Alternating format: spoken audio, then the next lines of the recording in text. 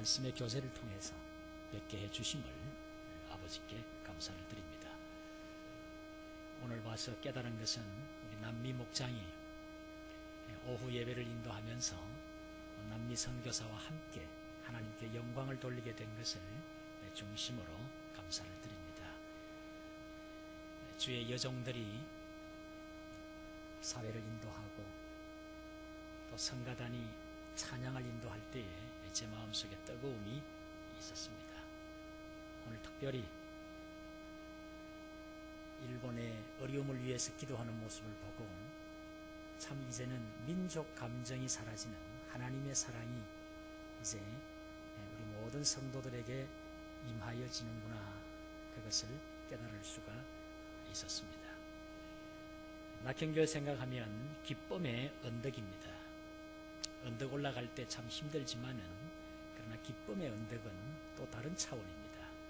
낙현을 생각할 때 저희가 남미에서 힘을 얻고 또 목사님의 기도 소리가 제 귀에 쟁쟁합니다. 언젠가 예배당을 건축할 때 제가 목사님께 기도 요청을 했습니다. 한 10수년 전의 일인데 목사님께서 국제전화를 주셨어요. 이렇게 기도했답니다. 아버지, 남미에 있는 춘식이가 돈이 필요하대요. 아버지, 좀 주셔야 안 되겠습니까? 그렇게 기도하셨대요. 남미에 있는 춘식이가 필요하대요. 아버지, 좀 주셔야 안 되겠습니까? 그 진실된 기도가 남미 선교의 원동력이 되셨습니다. 할렐루야. 하나님께서 함께 하실 때 우리는 요한처럼 우리는 후패하나 그리스도는 날마다 흥왕하는, 그리스도가 흥왕하는 낙현교회 되시기를 바랍니다.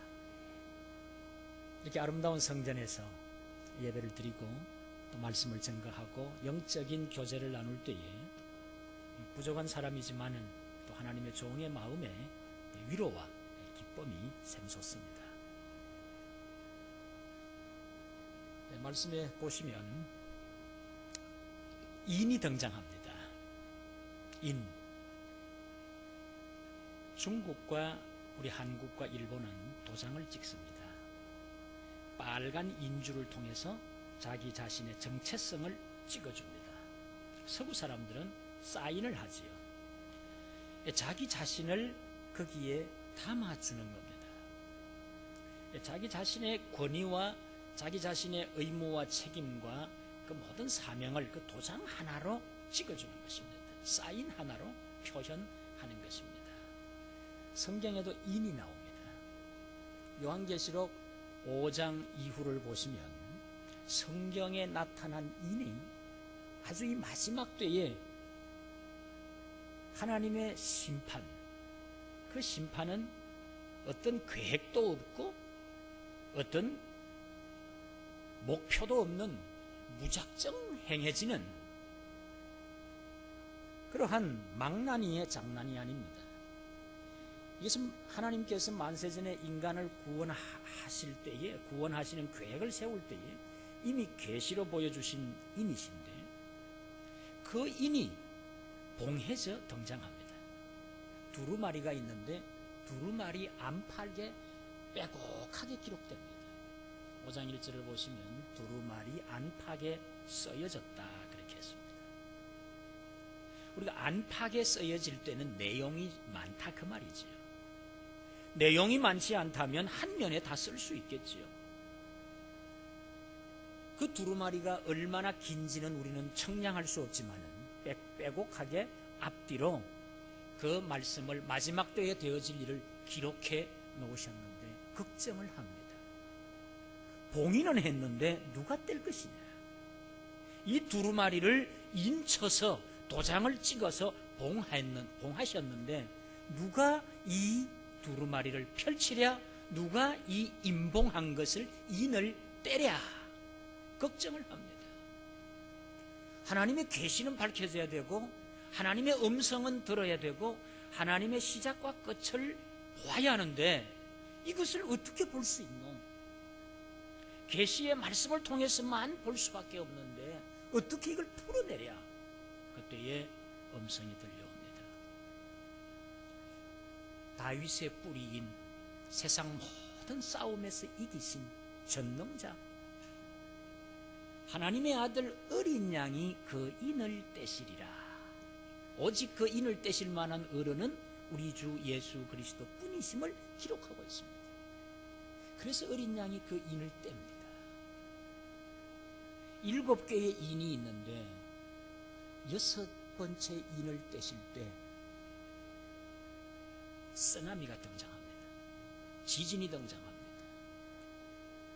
5번째 인을 떼실 때는 하늘의 별들이 무화과 나무 열매가 떨어지듯이 큰 바람에 열매가 떨어지듯이 하늘의 별들이 떨어지는, 아직까지 재앙이 많다 하지만 하늘의 별들이 무화과 열매 떨어지듯이 떨어지는 것을 어떻게 우리가 표현해야 좋을지, 어떻게 경험했는지 모르지만 우리가 확실히 경험하고 있는 것은 지진입니다. 하나님께서 봉하신 이 마지막 때에 징조로 보여주시고 체질이 불에 녹으며 성난 파도가 육지를 덮치는, 그 때와 그 시는 아무도 모르는 우리 주님이 도적같이 임하는 이 마지막 시대의 권고를 우리는 이 인을 통해서 배우는 것입니다. 그런데 하나님께서 우리에게 긍휼을 베푸실 때 7번째 인을 떼실 때에 긍휼을 베풀어 주십니다. 잠깐 유보를 두십니다. 그 백성들을 그래도 건지시려고, 그 백성들, 택한 백성들이 그래도 돌아올 수 있도록 시간을 줍니다.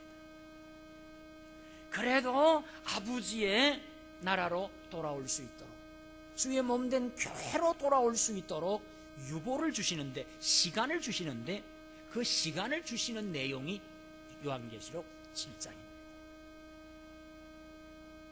주님께서 질서 있게 심판하고 질서 있게 인을 떼시는데, 오늘 본문이 마지막 7번째 떼실 때에 하늘의 모습이 펼쳐집니다.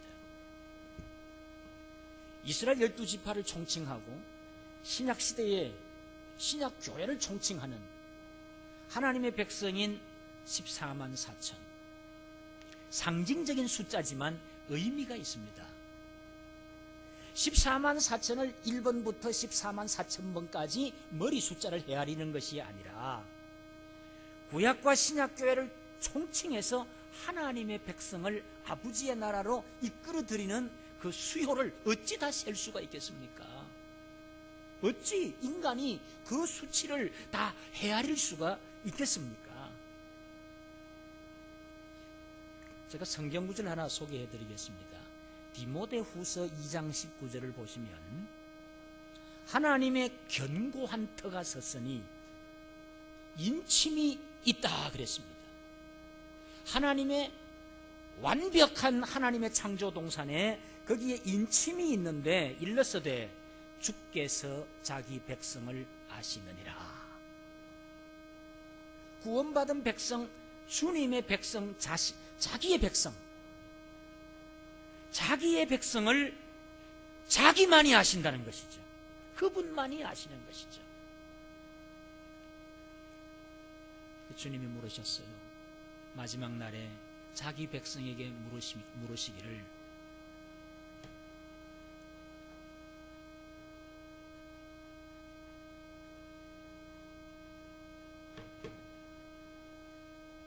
물으시기를 어디서부터 왔느냐 물으니까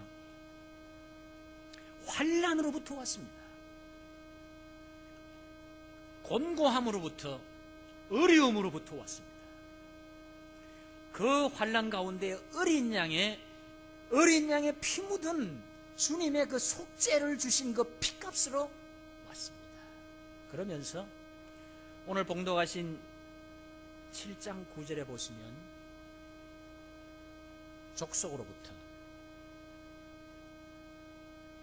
나라로부터, 백성으로부터 방언으로부터 왔다고 고백합니다. 아버지 앞에 올라가면 자기 주소가 있습니다. 어디서부터 왔느냐?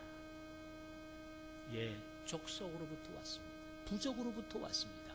예, 저는 나라로부터 왔습니다. 대한민국이라고 하는 나라로부터 왔습니다. 부족은 어디인고? 예, 일찍이 제가 배우고 어렸을 적부터 들어왔던 말인데 몽고족이라 그럽디다. 족속으로부터, 나라로부터, 백성으로부터. 예, 저는 교회를 통해서 그리스도의 종들을 통해서 구원을 확신하고 말씀을 듣고 제가 백성, 하나님의 백성으로서 왔습니다. 하나 더 있습니다. 예, 저는 대한민국, 한국어를 통해서 복음을 배웠고 복음을 전했고 설교를 들었습니다. 그렇게 저는 이렇게 올라오게 되었습니다. 그 모습입니다. 오늘 소개드린 이 모습은 선교의 모습입니다. 선교하지 아니하면 족속들이 복음을 들을 수가 없습니다. 선교하지 아니한다면 나라가 복음을 들을 수가 없습니다. 선교가 없다면 백성이 있을 수가 없습니다. 선교는 그 나라 방언으로 복음을 전합니다. 그 나라 방언이 없다면, 다시 말하면 그 나라 언어가 없다면 어떻게 전거하겠습니까?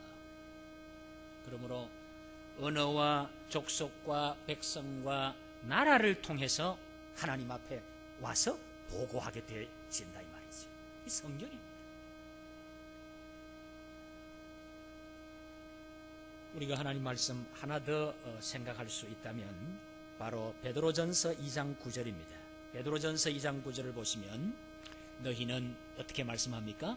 택하신, 예, 같이 한번 해보십시다. 택하신 족속이요, 왕같은 제사장이요, 거룩한 나라요, 그의 소유된 백성이니 이는 너희를 어두운 데서 불러내어 그의 기이한 빛으로 들어가게 하시니에 뭡니까? 덕을 선전하려 하십니다. 덕을 선포하려 하게 하십니다. 거기에 나오는 말씀이 또 족속이요, 제사장이요, 거룩한 나라요, 소유된 백성이 나옵니다. 이것은 다 선교적인 용어입니다. 우리가 진실로 그리스도의 복음을, 그 핵심을 들여다볼 때 하나님의 나라를 위해서 족속을 부르셔서 왕같은 제사장 삼으시고 거룩한 나라 만드시고 그 소유된 백성 만드셔서 기이한 빛으로 들어가게 하신 자의 아름다운 덕을 선전하려 하십니다. 아름다운 덕이 뭘까요? 교리지 않습니까? 교리가 말씀이에요. 교리 따로 말씀 따로가 아니라 교리라 해서 뭐 좀 고상하고 뭐 좀 체계를 갖추고 교리하면 뭐 어마어마하고 뭐 굉장한 줄로 생각할 수 있지만 교리가 말씀입니다. 교리 따로 말씀 따로가 아니에요.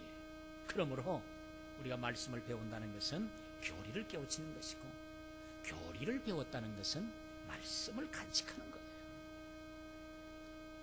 그러므로 기이한 빛에 들어가게 하신 자의 그 놀라운 덕을, 그 교리를, 그 말씀을 선전하려 하십니다. 이게 선교이지. 그래서 우리가 족속을 선교하는 겁니다. 앞으로는 무슨 브라질 선교사, 일본 선교사, 혹은 태국 선교사, 카나다 선교사, 무슨 남아프리카 선교사 이렇게 부르는 것이 아니라 이제는 족속의 이름을 붙여줍니다. 오늘 여기 윤 목사, 윤 선교사가 있습니다만은 제가 엠베라 선교를 합니다. 이제 다른 부족을 이제 거쳐서 이제 새롭게 만난 부족이 엠베라인데 엠베라 부족 선교사 윤아무개, 앞으로 그런 시대가 옵니다. 이제 나라는 큰 의미가 없습니다. 이제 아르헨티나 선교사 아무개, 일본 선교사 아무개가 아니라 어떤 족속을 섬기고 있는가, 그가 어떤 족속 가운데로 들어가서 그 족속을 복음하기 위해서, 그 민족을 복음하기 위해서 수고하고 있는가. 이제 그렇게 이름표가 달라지는 시대에 들어와 있습니다. 인을 친다는 것은 공의를 나타냅니다. 인친자의 거룩하심과 의로움을 나타내시고 인친자의 심판하심을 드러내는데 그 심판의 나팔 소리가 있지 않습니까? 그리고 그 하나님의 진노는 믿지 아니하는 자들에게 쏟아집니다. 우리가 어떤 인정을 떠나서 우리가 어떤 인간적인 사랑, 인간적인 어떤 동정을 떠나서 성경 자체만을 볼 때에 인친다는 것은 백성들을 구원해내는 것입니다. 백성들을 살려내는 것입니다. 백성들을 뽑아내는 것입니다. 그리하여 보호하시는 것입니다. 아버지의 나라에 들게 하시는 것입니다. 저는 인친다는 것을 세 가지로 생각을 했습니다. 첫째로, 인은 내용을 변형시킬 수가 없습니다. 한번 찍힌 인은 내용을 변개시킬 수가 없습니다. 마태복음 27장 66절을 보시면 우리 예수님이 아리마대 요셉의 그 남의 묘실에 이제 장사 지내게 됩니다. 장사 지냅니다. 그때에 대제사장과 바리새인들이 빌라도에게 부탁을 합니다. 보십시오. 예수가 살아있을 때의 제자들에게 가르치기를 죽은 지 사흘 만에 부활한다 했으니 아마도 그 제자들이 시체를 도적질해 갈 수 있으니 군병을 시켜서 무덤을 지키게 해 주십시오. 그렇게 해라. 그래서 경비병이 그 무덤을 지킵니다. 그때에 그 돌문을 무덤을 인을 쳐서 봉합니다. 변개시킬 수 없다는 뜻입니다. 아무도 그 인을 떼낼 수 없다 이 말입니다. 요한계시록 5장에도 마찬가지입니다. 7 인을 봉하였더라 그렇게 기록했습니다. 둘째는 인은 소유권을 말합니다. 인을 쳤다는 것은, 도장을 찍었다는 것은 주인이 있다는 뜻입니다. 아가서 8장 6절을 보세요. 술람미와 솔로몬의 주고받는 대화가 나타납니다. 현실 교회와 살아계신 하나님과의 이 관계가 부부의 관계로 등장하면서 이렇게 말합니다. 술람미가 솔로몬에게 말합니다. 너는 나를 도장같이 마음에 품고 도장같이 팔에 두어라. 나를 진심으로 사랑한다면 나를 사랑한다는 도장을 당신 마음속에 찍어라. 그리고 그 도장을 팔에도 찍어라. 그리고 더 놀라운 이야기가 계속됩니다. 사랑은 죽음같이 강하고 질투는 음부같이 잔인하다. 너 나 배신하면 잔인함이 있을 거다. 나를 사랑하면 그 인장을 가슴에 찍고 나를 사랑하면 팔에 두어라. 만약에 배신하면 질투가 죽음같이 강하고 사랑은 죽음같이 강하고 질투가 지옥같이 잔인할 것이다. 그럴 때 인이 등장했습니다. 세 번째는 인은 진품이라는 뜻입니다. 진품. 진짜다 이 말입니다. 현대인은 명품을 좋아합니다. 명품을 좋아해서 오늘날 기독교 잡지들이 세상이 좋아하는 것을 기독교 잡지로 범벅을 시켜놓았습니다. 초심을 잃어버리고 순수한 기독교 잡지, 기독교의 그 진리를 담아내는 건 잊어버리고 어떻게 세상 사람 눈에 좀 띌고 별별 표지를 다 가지고 눈에 좀 띄게 하려고. 그렇지만 우리는 어떤 명품을 찾는 것이 아니라 그리스도인은 진품이라야 합니다. 할렐루야. 진품이라야 합니다. 에스더 3장 12절을 보시면 유대인을 멸망시키려고 하만이 간계를 꾸밉니다. 그리하여 아하수에로 왕 앞에 와서 아첨을 떱니다. 우리 아하수에로 왕만이 왕의 왕이요 진정한 왕이신데 유대인들은 또 다른 왕이 있는지 다른 걸 섬깁니다 하니 간계를 꾸며서 이제 유대인들을 죽이려고 합니다. 이 말을 들은 아하수에로 왕이 칙서를 내리는데 자기가 다스리는 모든 고을마다 인을 쳐서 이제 알려주기를 아무 날 아무 시에 유대인들을 진멸해라. 유대인은 죽여도 좋다. 인을 쳐줍니다.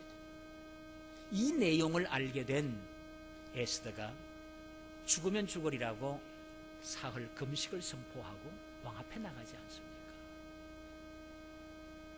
하만의 간계를 다 듣고 난 아하수에로 왕이 무릎을 치며 후회하지만 때가 늦었습니다. 이미 왕의 의인이 찍힌 것을 왕도 바꿀 수가 없었습니다.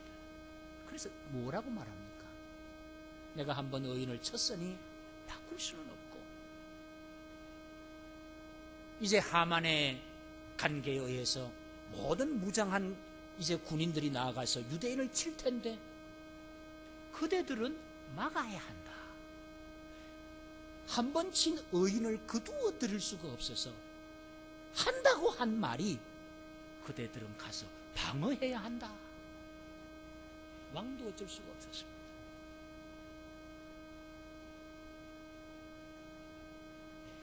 왕의 인을 무효화시킬 수 없었던 것이 바로 에스더에 나타난 아하수에로 왕의 의인이었습니다. 도장이었습니다.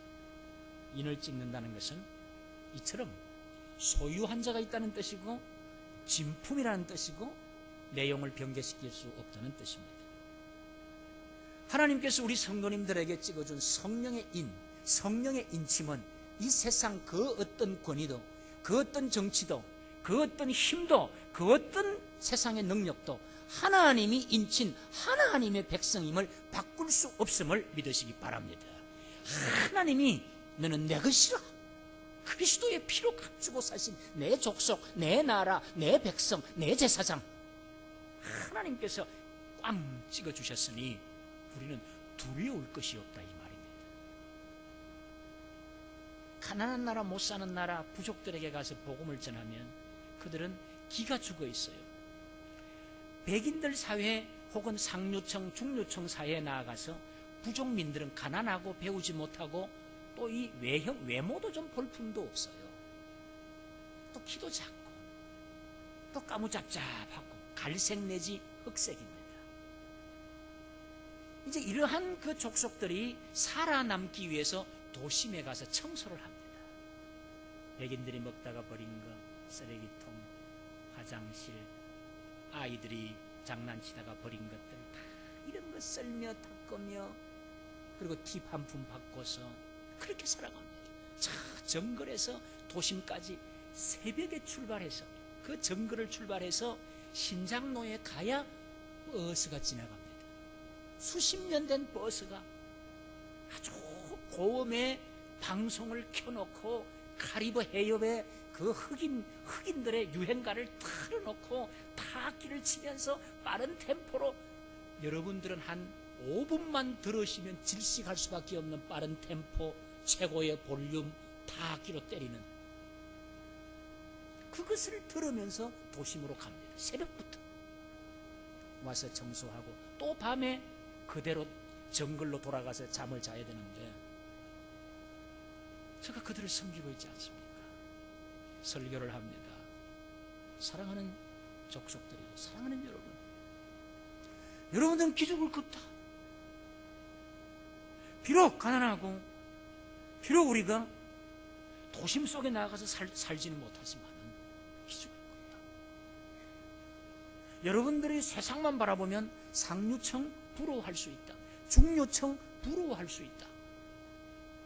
월급날이 되면 저기는 15일 이제 격주로 주급인데, 보름에 주는 보름급인데, 여러분이 받는 그 급료가 좀 가볍고 좀 작다 할지만은 기죽을 것 없다. 우리는 하나님의 백성이다. 하나님의 백성이다. 우리는 이 세상 계층하고는 비교가 안 된다. 그러면요, 다 얕고 죽고 기죽고 웃음이 없어요. 이 부족민들의 특징은 웃음이 없어요. 망구에 웃을 일이 있겠습니까? 그 청소하고 버린 거 그저 쫓아가서 주워서 담아야 되는데 그 무슨 웃음이 있겠습니까? 같은 동족끼리 도심에 만나도 웃음이 없어요. 그러니까 일종의 굴욕적인 삶이죠. 일종의. 무슨 직업에 기천이 있겠습니까? 많은 그 삶이 그렇게 어렵게 나아가지니까 웃음을 잃어버렸어요. 그래서 제가 이야기를 합니다. 예배를 통해서 웃음을 회복하자. 예배를 통해서 우리 개청, 우리 이 하나님 앞에 받은 우리의 이 백성이라고 하는 놀라운 위상이 있다. 위상이 있으니 이거 우리 회복하자. 그래서 이야기를 합니다. 교회는 국가 위에 있다. 로마서 13장을 지도합니다. 하나님의 백성은 상류층 위에 있다. 하나님의 백성, 사람의 뜻으로 되지 아니하고 인정으로 되지 아니하고 사람의 혈육으로 되는 것도 아니고 하나님의 백성, 하나님의 은혜로 되어지는 것을 설명합니다. 그러므로 교회의 백성은 국가 위에 있으며 교회 백성은 상류층 위에 있다. 그걸 지도합니다. 그러면요, 이 복음이 사람을 바꾸는 것입니다. 이것을 제대로만 깨달은 부족들은 그 다음날 도심으로 가는 그 걸음이 가볍고 활발합니다. 내가 하나님의 백성으로 저 백인들 그리고 희망찬란한 이 도심의 거리가 부럽지 않구나. 나는 하나님께서 주신 자연 그대로 은총 그대로, 이 자연 은총 그대로 나는 정글에 살고 있구나. 이렇게 변해가는 모습을 볼 수가 있었습니다. 그래서 오늘날 남미나 아프리카에 이 복음이 들어가고 찬송이 터지고 그들이 하나님을 찬미하는 게 왜 그런가 하면 계층을 바꿔주기 때문에 늘 부족하고 늘 이렇게 흐리멍텅하게 시골에서 촌에서 옳게 식사도 하지 못하고 살아가는 줄 알았는데 자신을 알고 보니까 하나님의 백성, 하나님의 계층이라는 것을 새롭게 인식할 때에 그 입에서 찬양이 터져나옵니다. 그래서 선교하는 겁니다. 그래서 한국에 왔다가 또 가는 겁니다. 그래서 왔다가 친지 이마 한번 보고 친지들 악수 한번 하고 또 가는 겁니다. 그들이 있기 때문에. 그들이 찬양이 터지고 기도가 터지고 그들도 복음 전해요. 그들도 선교해요. 그들도. 그 배후에 한국 교회가 좀 똘똘하고 좀 똑똑하고 좀 괜찮고 좀 될 만한 그 인재를 뽑아서 보내지 않습니까? 뭐 아무나 보냅니까? 우리가 뭐 바보입니까? 아무나 나 갈랍니다 하면 너도 가라. 그건 아니잖아요. 정말 그리스도를 위해서 생명하면 그럴 수 있겠느냐? 정말 족속을 한번 안고 가슴을 안고 그들을 선교화 시킬 수 있는 사명이 있느냐? 그렇다면 가라. 이렇게 해서 족속에 가지 않습니까? 족속에 가는 겁니다. 그 족속들이 은혜를 받고 교회를 짓고 예배당을 짓고 찬양이 터지면서 자기의 변화된 모습, 자기의 변화된 계층, 얕고 죽고 기죽고 살 사람이 아니라 당당하게 하나님의 백성으로 살아가는 모습 볼 때에 그게 선교사의 위로인 것입니다. 할렐루야. 그 배후에 한국 교회가 있습니다. 그 배후에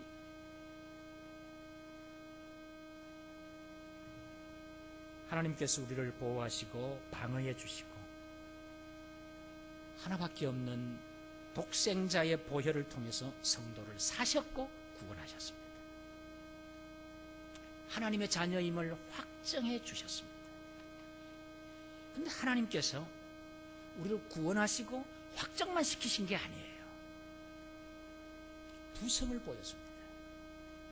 하나님의 아버지되며 부성을 보여주는데 부성의 극치가 자식의 눈물을 씻어주는 겁니다. 자식의 눈물을 씻어줍니다. 아버지가 자녀들 사이에서 벌어지는 일들을 다 듣지요. 다 알지요. 다 이해하지요. 다 사랑스럽죠. 그 눈물을, 자식의 눈물을 씻겨주는 아버지. 우리 하나님 아버지는 우리 백성들의 눈물을 씻어주십니다. 이게 사랑의 극치예요. 사랑의 극치예요. 제 딸이 이번에 연주회를 했지 않습니까? 이 아이가 가지고 있는 플룻이 놀라지 마세요. 놀라지 마세요. 연습용 초등학생용입니다. 정말 모르셨죠? 초등학생. 너도 하나 사고 너도 하나 사고 그저 초등학교 때 악기 좀 불고 탤런트 있다 얘 좀 어찌 해보자 해서 사주는 초등학생이 부는 나팔입니다. 플루트. 그런데 이걸 가지고 이 아이가 라틴 아메리카에서 1등을 했어요. 이탈리아 음악협회에서 하는 데서 1등을 했어요. 저는 설명할 수가 없습니다. 저는 도무지 제가 무슨 그런 재능이 있는 사람입니까? 제가 뭐 그거 하라고 권했습니까? 그래서 저는 평범하게 공부해서 선교사 되기로, 지금 뭐 물론 선교사 되려고 하지만 저는 그 꿈이 있었어요. 그런데 그 초등학생 유치부 아이가 부르는 그 싸구려 플룻을 들고 1등을 하고 로마의 장학 연수를 떠났습니다. 그런데 이 아이도 그래요. 그걸 부끄러워하지 않았다는 거예요. 모르니까. 세상에 뭐 금플룻이 있고 은플룻이 있는지 이런 걸 몰랐을 때니까 들고 간 거예요. 그러다가 돌아오면서 로마와 이탈리아에서 이제 장학 연수를 마치고 연주회를 마치고 돌아오면서 이제 파리에 정착하게 되는데, 서울 남서울 교회 부목사님으로 계셨던 한동욱 목사님이 지금 파리 사랑의 교회를 하지 않습니까? 같은 교단이고 제 친구인데, 이 친구 집에 이제 제가 인사를 하고 돌아오느라 해서 인사차 들어갔다가 그 다음 날 새벽에 이제 유학생들이 몇 명이 있어요. 유학생들이 이제 모이는 교회인데, 교회 사모님이 이제 유학생들 몇 명이 있고 또 에스더도 손님으로 왔으니까 빵을 장만해 주려고, 뭐 서구는 뭐 유럽은 다 아침을 빵을 주지 않습니까? 빵을 장만하고 이제 이렇게 하려고 나와 보니까 참 제 딸이 아침 식탁을 딱 차려 놓았던 거예요. 사모님보다 더 먼저 일어나가지고 사모님이 깜짝 놀랐대요. 무슨 요정이 왔나? 이거 어째 된 일이고, 이게 내가 만져서 먹이 줘야 되는데 상이 딱 차려져 있었어. 새벽기도 마치고. 그런데 이렇게 빵을 손을 대보니까 빵이 따뜻하더래요. 동네에서는 이제 빵을 파니까요. 새벽에 파니까요. 유럽은. 깜짝 놀랐어요. 누가 이렇게 차려놔? 나중에 제 딸이 차려놓은 걸 알고는 웃음을 지시면서 사모님이, 야, 너 참 희한한 아다. 너 참 희한한 아이다. 너 그만 우리 집에 있거라. 이래서 유럽의 길이, 유학의 길이 열렸던 겁니다. 이렇게 해서 열렸던 겁니다. 제가 뭐 유럽에 뭐 가라 했습니까? 또 그만한 뒷받침이 됩니까? 그런데 사건이 터졌습니다. 국립음대에 들어가려고 이제 이제 그룹을 지어서, 한국도 그런데 그룹을 지어서 한 교수님이나 유명 선생님 밑에 가서 이제 배우면서 면담을 하는 거예요. 우리로 말하면 입시 경향, 뭐 어떻게 해야 되느냐, 이런 이제 경험담을 교수로부터 듣는 그런 모임이 있었습니다. 그 모임에 11명이 신청을 해서 왔더래요. 그런데 이제 그 교수님이 이제 한 번씩 테스트를 한답니다. 너도 한번 불러보아라. 그래서 아주 어려운 곡, 좀 쉬운 곡, 뭐 이렇게 이제 균형을 이루어서 이렇게 이제 단에 한번 세워준답니다. 그게 이제 시험이지요. 이렇게 이제 그 교수 밑에서 시험을 치는데, 자기가 10번째였대요. 딸이 10번째인데 앞에 9명이 다 훌륭하더래요.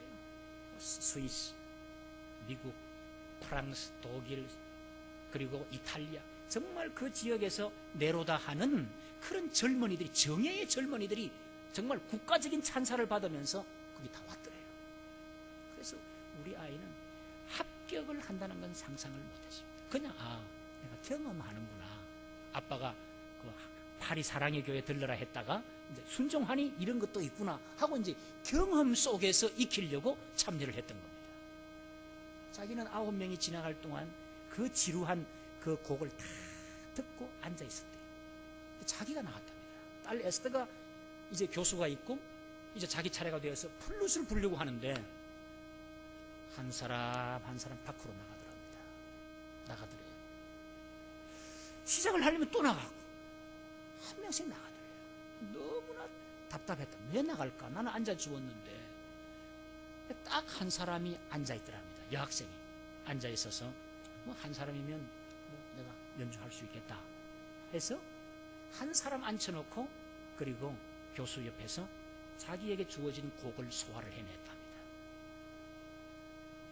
그러면서도 중심은 왜 그럴까? 연주가 잘 안 되더래요. 그리고 마치고 나서 그 앉아있던 여학생에게 물었답니다.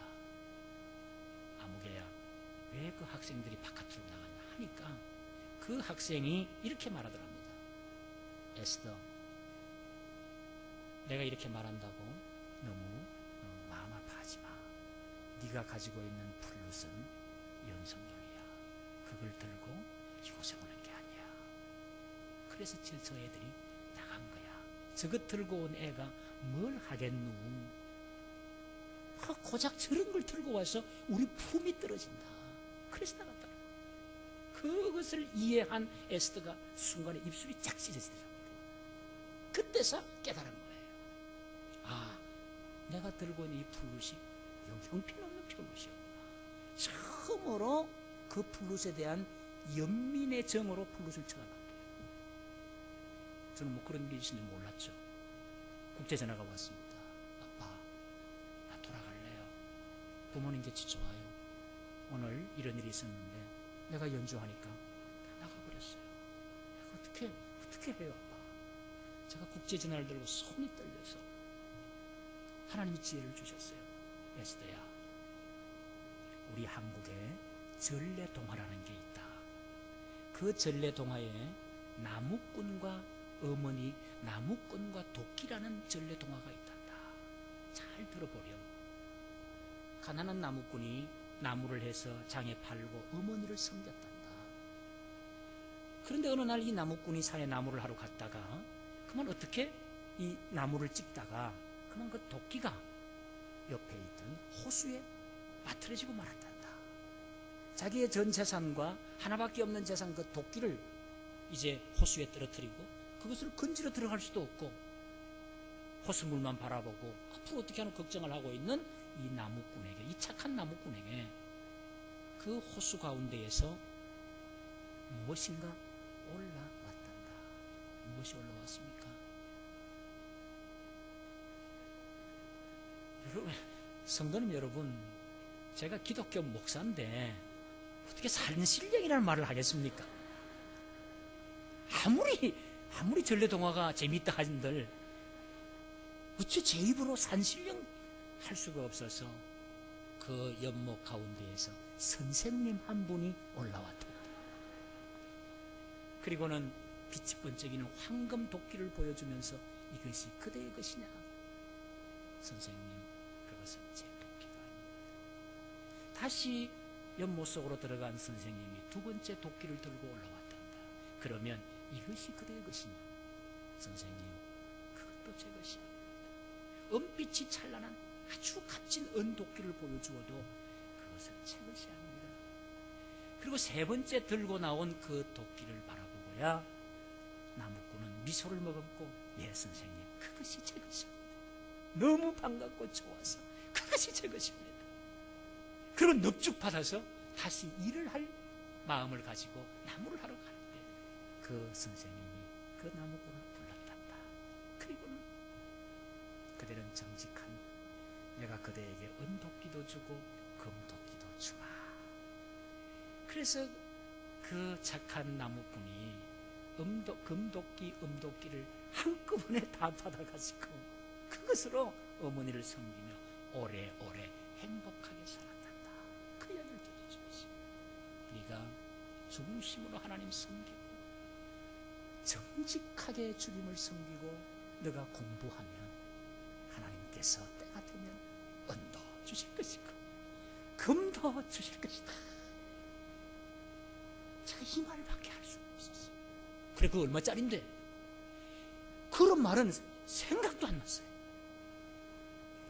그래서 위로를 하고 아빠 알았어요. 그러고 나서는 제가 정직한 자에게 주어지는 축복을 찾으려고 잠언서를 펼쳤습니다. 여러분 놀라지 마세요. 거기에 끝까지 앉아준 11번째의 그 자매가 크리스찬이었는데, 크리스찬 자매였는데 덴마크에서 왔대요. 덴마크 대표로 와서 앉아있었던 거예요. 그래서 합격하는 날, 합격자 발표 날, 그 덴마크에서 온 그 여학생하고 제 딸하고 둘만 합격을 했던 거예요. 그래서 제가 요즘도 자녀들에게 그렇게 가르칩니다. 빛이 번쩍한 것, 좋은 것 들었다고 실력이 되는 건 아니다. 먼저 실력을 쌓아라. 먼저 실력을 쌓으면 하나님께서 직접 주신다. 그래서 한번 그런 일이 있을 때요, 성가 연습을 하는데, 기악부가 성가 연습을 하는데 한 중학교 학생이 한국에서 왔더래요. 그래 이렇게 플룻을 보니까 같은 조가 돼가지고 플룻을 잘 하더래요. 이 중학교에서 벌써 조기 유학을 프랑스로 왔으니까 얼마나 한국에서 잘했겠습니까? 그래 이렇게 보니까 연습용 뭐 색깔이더래요. 그 플룻 색깔이. 그래서 너무 처근해서 이제 제 딸 딴에는 위로해 준다고. 그래 학생, 그래 너도 그거 가지고 있네. 괜찮아. 자기 딴에는 위로해 준다고. 이제 그것도 괜찮은 거야. 그것도 좋은 거야. 부모님이 사주셨지 않니? 하니까 이 애가 눈을 딱 부릅뜨고는, 누나 이거 백금이에요? 그러더래요. 그 중학생이 백금을 들고 유학 온 거예요. 그래서 아이고 미안하다 말도 못하고, 딴애는 위로한다고 너도 그런 거 갖고 있니? 하고 그래서 그 아이를 다르게 또 이제 교세를 하게 되었대요. 그렇습니다. 그 아이가 이제 6월에 졸업을 하면 프랑스의 교수가 됩니다. 이 다 기도의 덕분입니다. 하나님이 우리에게 주시는 이 은총, 하나님이 우리 백성들의 눈물을 씻어주시는,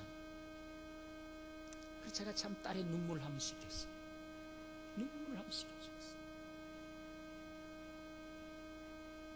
하나님이 한번 우리 백성의 인을 치면 구원과 눈물로 씻어주시고 기쁨과 감사와 승리의 표시를 우리에게 주실 줄 믿습니다. 말씀을 맺습니다.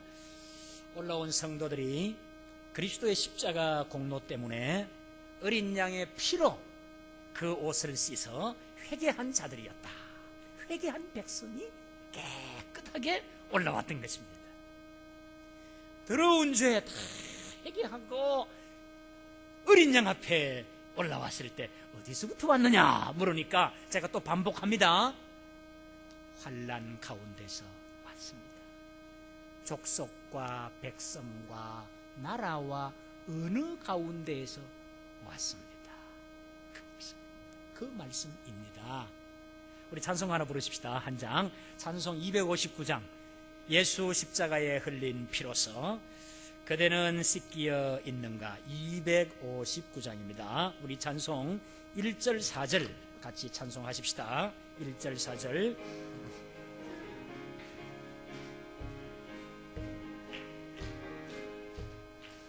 주 십자가에 흘린 피로서 그대는 씻기어 있는가.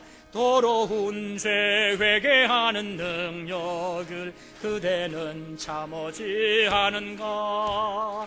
예수의 보혈로 그대는 씻기어 있는가. 마음속에 여러 가지 죄악이 깨끗이 씻기어 있는가. 모든 죄에 더러워진 예복을 주 앞에 지금 다 벗어서 샘물같이 솟아나는 보혈로 눈보다 더이게 씻으라.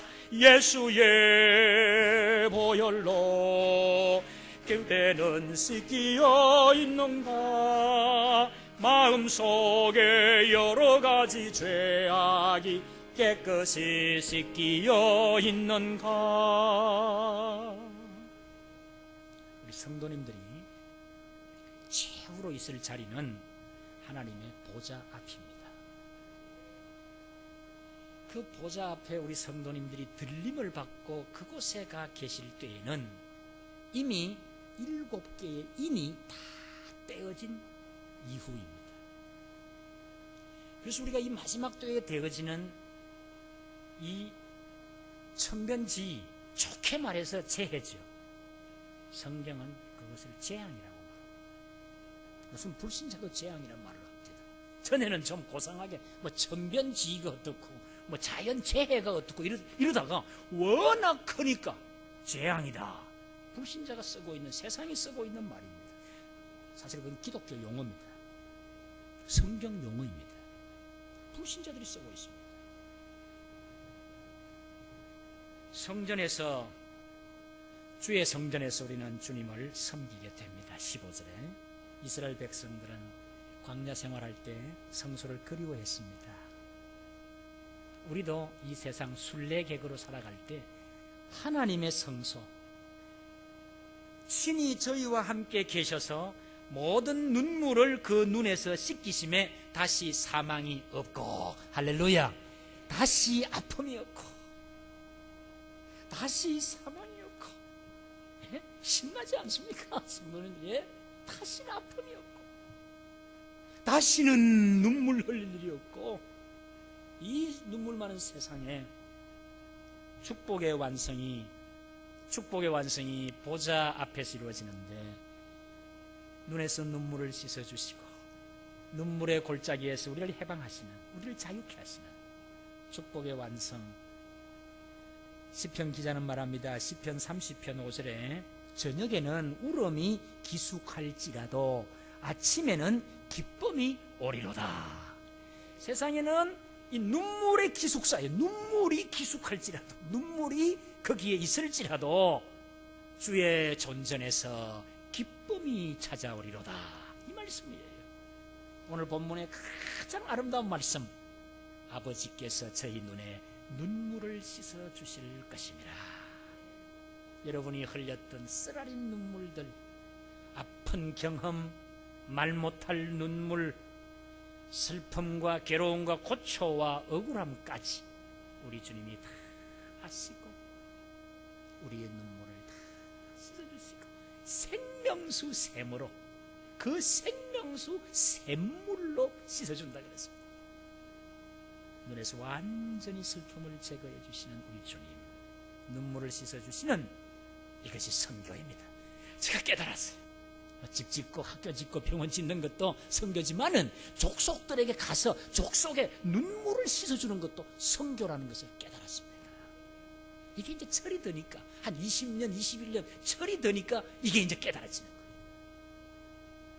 처음에는 뭐 죽을 둥 살 둥 모르고 일만 하면 되는 줄 알았는데, 선교의 주체이신 하나님께서 열방과 민족들의 눈물을 씻겨주시고, 족속과 백성과 그들의 수천이 넘는 방언들, 그들의 족속의 언어를 통해서, 그들의 언어를 통해서 복음을 듣게 하고 깨닫게 하고, 우리가 언젠가는 그 주님의 보좌 앞에서 할렐루야 7찬송을 부를 때가 올 것입니다. 12절을 말씀드립니다. 오늘 본문 7장 12절. 아멘. 찬송과 영광과 지혜와 감사와 존귀와 권능과 힘이 우리 하나님께 세세토록 있을지로다. 할렐루야. 이제 잠시 저희 이제 사역지를 한번 소개해 드리겠습니다. 제가 어떤 곳에서 지금 사역을 하는지 우리 남미 목장도 기도해 주시고 성도님들 기도해 주시면 감사하겠습니다. 오래전에 10수년 전에 우리 목사님, 사모님 남미를 방문하셔서 위로도 하시고 또 건축 헌금도 또 목사님, 사모님 그 자녀들이 함께 헌금을 해주셨어요. 아주 큰 헌금을 해주어서 그것이 예배당 짓는 기초금이 되지 않습니까? 그게 멘도사 교회 아닙니까? 그게 제1교회, 제2교회는 에베네셀 교회. 거기에서 이태호 전도사, 여기 있던 계시던 지금 목사님이시지 언양에 계시지만은 그 전도사님이 저희 교회 5년을 계셨어요. 그 에베네셀 두 번째 세운 교회 전도사님으로 5년. 제가 너무 고마워서 우리 고신대 신대원에 추천했지 않습니까? 의리를 지켰어요. 세 번째가 이제 우리말로 하면은 새마을 교회. 네 번째가 지금 교회입니다. 네 번째 교회가 이제 엠베라 부족 교회인데 한번 그곳으로 가보자고요. 한번 좀 보여주시면요. 예, 이제 정글이 보이시죠? 아르헨티나 북부인데 정글이 아주 새파란 정글이 보이고 2011년 3월 20일 이제 오늘 선교지를 한번 소개하면서 기도 제목을 드리고자 합니다. 어떻습니까? 아주 새파랗게 아주 정글이 보기 좋으실 겁니다. 눈이 피곤치 않을 겁니다. 그 다음 보시면 그런데 여기에도 이제 할 일이 있어요. 이게 너무 오지기 때문에 정글의 이 모습은 아름답고 보기 좋지만 문명의 혜택을 받지를 못해요. 전기가 없습니다. 아직도 전기가 없어요. 그래서 이렇게 가스통을 갖다 놓고 거기에 심지를 달아가지고 가스등을 켜고 있습니다. 다음 보시면 이제 저희가 저곳이 이제 우리 선교지다. 앞으로 교회가 개척될 곳이다 해서 말뚝을 박는 겁니다. 이 말뚝을 박는 이유가 있습니다. 조금 위에 보시면 조금 올릴 수 있습니까? 위에 팻말을 볼 수 있습니까? 우리 방송실에 위쪽 팻말이 나올 텐데요. 예, 위쪽 팻말이 보이죠? 저 팻말은 무엇인가 하면 미시온 에반헬리카 데 엠베라 부족을 복음화하는 팻말이다 이 말입니다. 예, 그리고 엔자노 보니토 아름다운 평원이라는 동네인데 거기에 템플로 데 이글레시아 엔 코페라시온 콘라스 이글레시아에서 코신이다 이 말입니다. 우리 코신이 이제 그곳에 선교한다 그런 뜻입니다. 그래서 이제 팻말을 세웠습니다. 그 다음 보시면 그 부족장하고 이제 일을 합니다.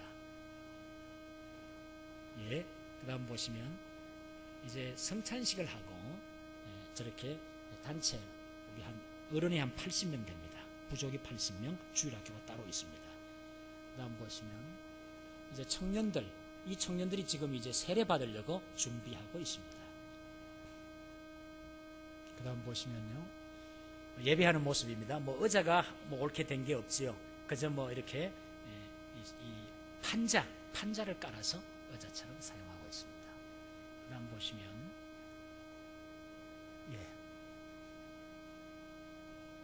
뭐 어린아이들이죠. 귀여운 모습이죠.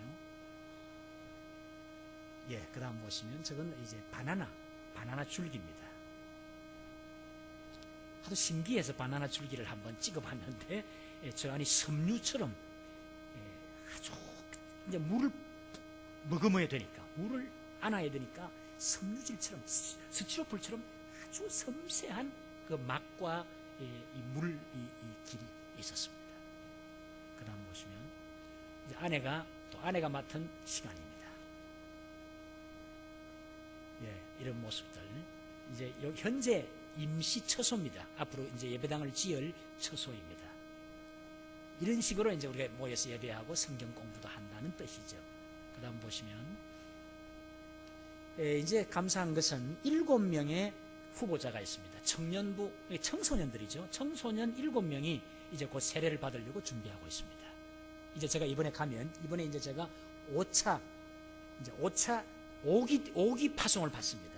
다음 주에 가는데요. 이제 5기 때 가서 이제 세례를 주게 됩니다. 성경 공부반이고요. 뭐 그냥 판자 깔아서 책상을 만들었습니다. 정글의 모습이죠. 예, 이제 저희들이 너무 그 부족이 가난해서 한번 파티를 하려고 병아리 40명을 사왔어요.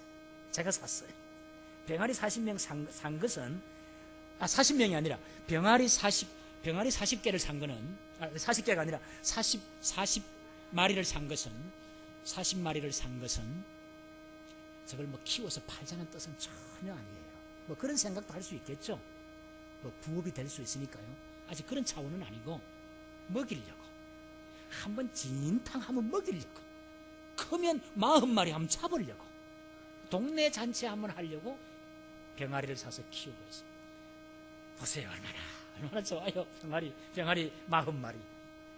요 앞에 보시면요. 앞에 한 칸만. 예.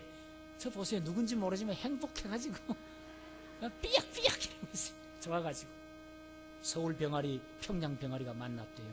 서울 병아리는 아주 표준말 한다고 삐약삐약 했는데 평양 병아리는 뭐라고 했을까요? 삐약이야요 했다. 경상도 병아리가 삐약이라 카이 삐약이랑 깨. 제가 그걸 생각했어요. 너무 기뻤어. 야, 이걸 스페니쉬로 뭐라고 말해야 되는가? 저쪽에는 삐약삐약 아니에요. 삐요삐요로 들려요. 그래서 글자도 동화책에 보면은 병아리가 삐요삐요 운다고 되어 있어요. 그래서 저도 저 옆에서 삐요삐요 하고 이제 같이 노래를 했습니다. 감사합니다. 우리 남미 선교팀, 또 남미 목장, 또 우리 장로님들과 성도님들이 때가 되면 한 번 더 남미를 와주세요. 저 40마리가 클 때 오면 제격입니다. 그럼 막 이왕 하는 거, 이왕 잔치 하는 거 40마리 한번 잡아보자고요. 저 병아리 삐약이야요. 40마리 잡아가지고 한번 먹자고요. 참 한번 제가 먹이고 싶어요. 너무 열악해서. 먹는 게